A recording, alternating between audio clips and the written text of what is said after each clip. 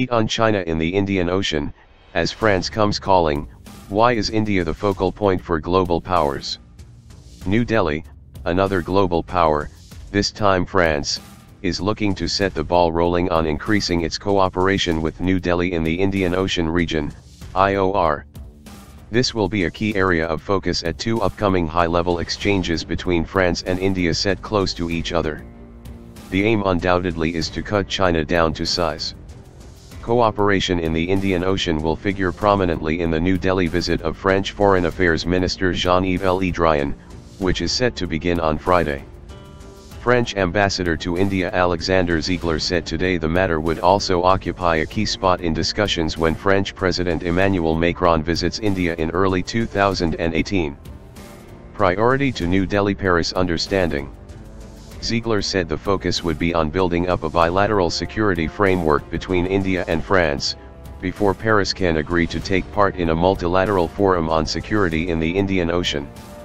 We have specific interests in the region and naval bases in one of the islands.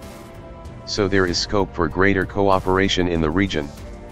But we are also open to multilateral cooperation, a French official told news agency PTI. France has around 10 islands in the region with. The biggest of these is Réunion, which is close to Mauritius. It has military bases on Réunion as well as Djibouti. The French efforts come close on the heels of the joint meeting that the US, Japan and Australia held with India on the sidelines of the East Asia Summit in Manila on Tuesday, in what has been termed a quadrilateral meet. China, predictably, reacted badly to the meeting. Why these countries look to New Delhi for leadership in the IOR? Why these nations are worried about the Indian Ocean is clear. China. Beijing has been getting increasingly aggressive in the South China Sea. Another major development that is pressing for a broad Indo-Pacific strategy to contain China in the Indian Ocean is Beijing's attempt to spread its naval muscle.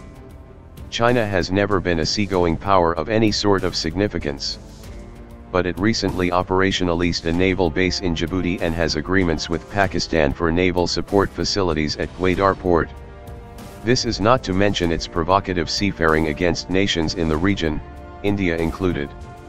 China's refusal to follow rules sets off alarm bells. China's aggression and adventurism pose a problem only because it has displayed an unwillingness to play by the rules of the international order. This behavior includes even the rules it had voluntarily agreed to follow. This was evidenced by Beijing's rubbishing the orders of the Arbitral Tribunal on the United Nations Convention on Law of the Sea, UNCLOS, because the ruling went against China. China's unwillingness to respect the UNCLOS set off alarm bells across the world. This was because UNCLOS assures all nations the right to use shipping routes for commercial purposes.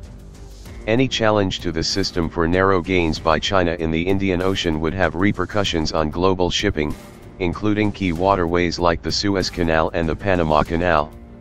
What is India's stand?